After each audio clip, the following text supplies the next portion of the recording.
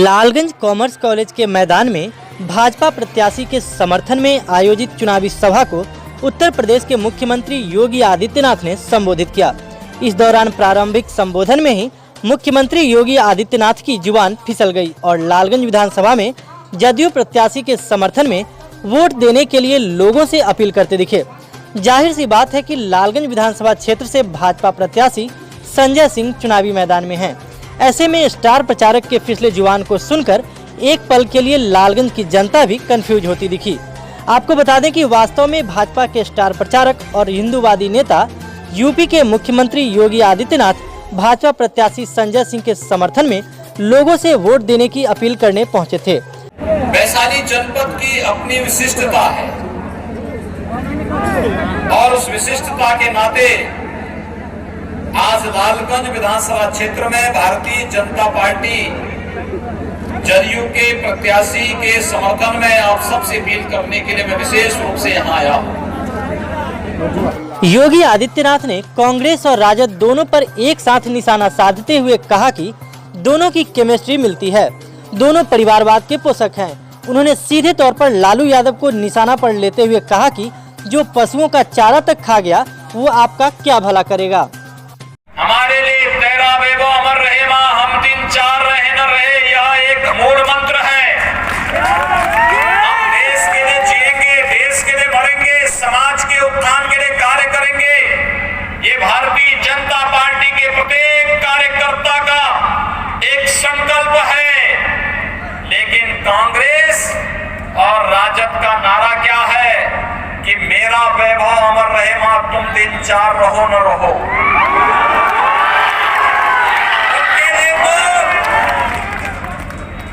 स्वयं का परिवार महत्वपूर्ण है।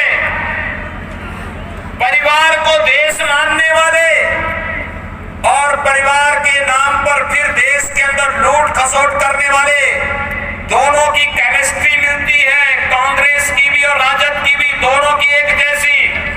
कांग्रेस में एक पोस्टर में 3 के अलावा चौथे का फोटो किसी भी बाहर का, कोई परिवार के बाहर के व्यक्ति का फोटो नहीं होता है। और याद करिए, इसी वैशाली जनपद में पूर्व केंद्रीय मंत्री रघुवंश बाबू ने भी यही बात कही। लालू जी को जब अंतिम समय में उन्होंने पत्र लिखा, एक ही बात कही कि लालू जी, राजद के पोस्टर में एक ही परिवार के 4 लोगों के अलावा 5वें का फोटो आखिर क्यों नहीं है।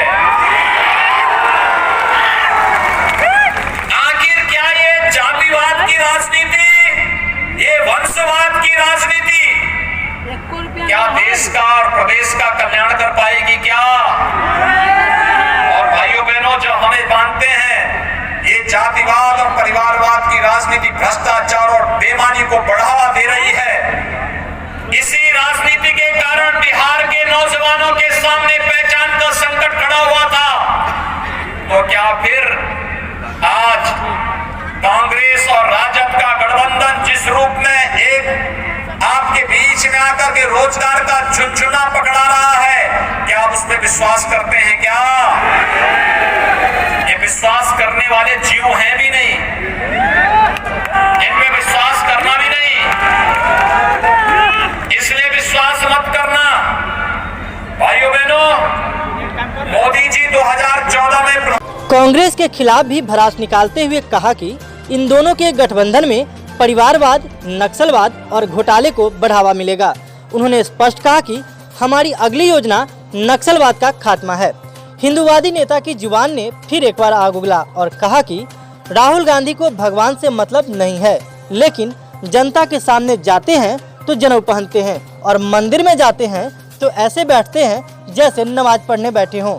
उन्होंने 3 तलाक के मुद्दे पर भी सरकार द्वारा बनाए गए कानून को याद दिलाते हुए आधी आबादी को रिझाने का प्रयास किया। किसान उनके एजेंडे में कभी था ही नहीं, महिलाएं कभी उनके एजेंडे में नहीं थी। उनके एजेंडे में तो क्या था, मनुष्य का तो खाया ही खाया हिस्सा। उन्होंने तो मूक जानवरों का चारा भी चट कर गए। इनसे कोई उम्मीद करते हैं क्या? तो भाइयों बहनों, यही मैं कहने के लिए आया हूँ। ये लोग आज जिस प्रकार का गठबंधन बनाए हैं, बिहार को एक बार फिर चपेट में लाने की साजिश है। इसीलिए आप देखिए पटना के चारों ओर भाकपा माले की हिंसक अराजक गतिविधियों को फैलाने के लिए उन्हें प्रत्याशी बनाया है इस महागठबंधन ने। ये केवल बिहार की जनता के साथ धोखा करने के लिए आए हैं, लेकिन भाजपा ने जो कहा वो करके दिखाया। रसोई गैस का सिलेंडर भी दिया, विद्युत